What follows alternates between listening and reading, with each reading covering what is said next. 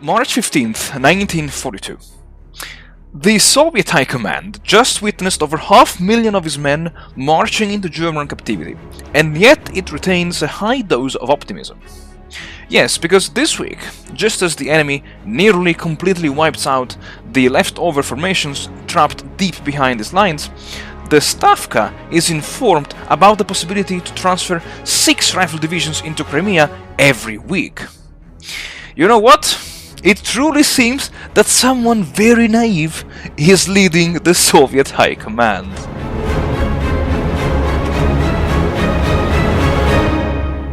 Howdy folks, welcome back to the channel and welcome to a new weekly episode of War in the East 2, the online game challenge. And don't ask me why I sound so happy, so excited, so enthusiastic, because I just lost this week basically nearly all of the cavalry units trapped in the Minsk Gomel pocket, but one, I think this is the 62nd, no, the 66th Cavalry Division, which is scheduled to be disbanded in 4 turns, but no, I think it will be destroyed next week already. But anyway, so I don't know why I'm so happy. I don't know why I'm so happy, but maybe I know why. Because some very strong units are about to join the ranks of the Red Army. But more of this in the upcoming turns, and no spoiler, unless you know already what I'm talking about. Briefly, let's have a look at the turn summary. So. Losses are pretty self-explanatory. 155,000, and despite having received all these men on the map, I've lost almost 45,000 men in total. But I got 80,000 in the reserve tier boxes, and the Axis got 32,000 in total. If we have a look now at the order of battle, I'm still okay. Like 5.7 million versus 4.2. It's okay, 1.5 million difference, so it's okay, it's good. Could have been worse, as I like to say. While the map, exactly, men on the map, it's okay. There is still this gap over here. Actually, yes, let's have a look at the loss at the proper losses. So yeah, the Axis lost 9,000 men versus 153,000. Oh my goodness. Yeah. Anyway. I'm happy to see that I inflicted at least 1 million losses on the Axis in total, but I'm now reaching the 4.7 threshold. Would be nice to keep this below 6 or 7 million in 1942, but you know, time will tell, and my opponent will judge. Will decide whether or not he will manage to keep my losses below 6 or 7 million. What else? There is nothing. Oh yeah, there is this one here that I forgot to mention. I see something. I see a pattern here. What my opponent did was to attack me in this axis, and he routed this one here, this one here, this one here, and this one here. Like, this was crazy. This was wild. Like a level 3 fortifications unit that got routed in like no tomorrow. Yeah, but I think that he's trying to hold the line over here. Which kind of makes sense, because there are the only rail yards that he can use for depots constructions are this one here in Staraya Russa, in Volod, Lokhnia, and Ashevo. So either he recaptures the Toropets, Andriapol, Peno railway line, or he is forced to dig in this area here. And this line, it's, as I say, it fits a defensive purpose here, because it has shortened the front line, which before was doing kind of like this, and now I see he only has some regiments over here, but at the moment I don't have the strength to launch a counterattack. I will just reoccupy this axis to start fortifying and dig in, and that's it.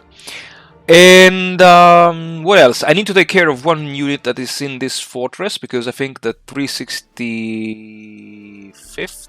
Yes, this one will be disbanded next week, so I have to send reinforcements to the Leningrad front, and since I have here the 308th Rifle Division, the 308th will go to the Leningrad front this week. Besides that, the offensive in Crimea is going kind of okay.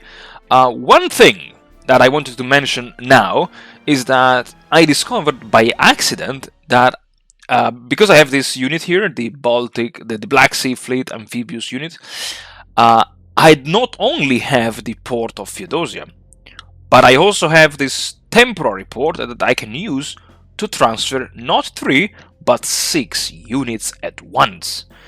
And this is fantastic because I was planning to just bring up reinforcements in Crimea and then prepare them for the offensive, but actually no, I can bring them already in less than let's say in half the time that I was planning to. So yeah, this week I need to reinforce the units in Crimea, and next week I will also move the 44th and the coastal armies to have some units within the command range.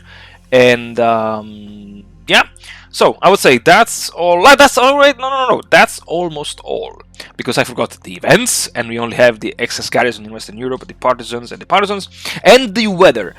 Because you see here now it's raining on the Sea of Azov, and okay, it's mid-March, so the weather can become, let's say, better, but worse in terms of launching counteroffensives.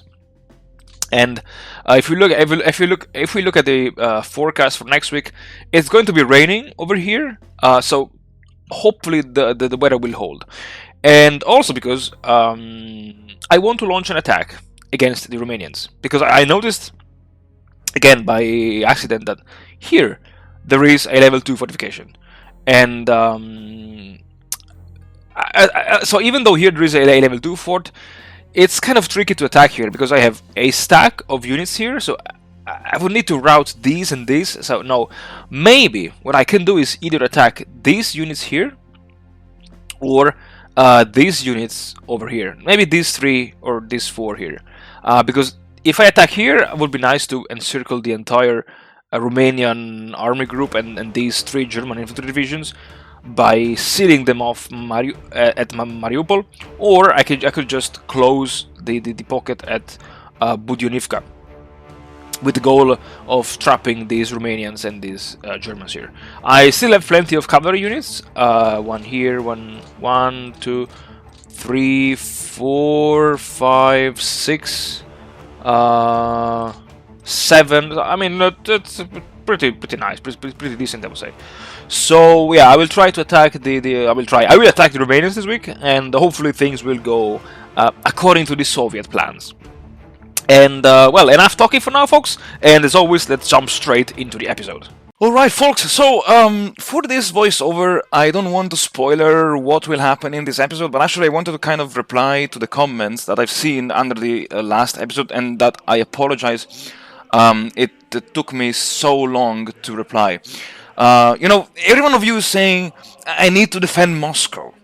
But why are you saying this? I mean, Moscow is such an obvious target of a 1942 offensive that it is clear that my opponent will not attack Moscow.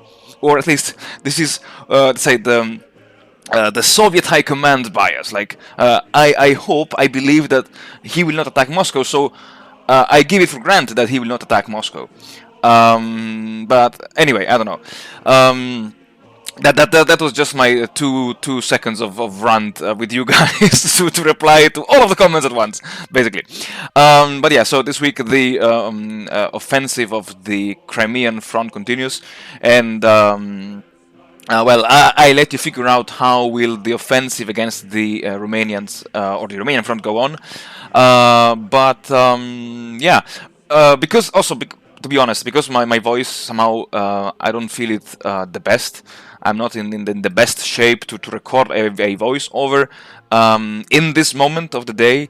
Well, I can only wish you already thank you very much for watching. Thank you very much for supporting the channel. And actually, no, I have one thing to say to Maximus,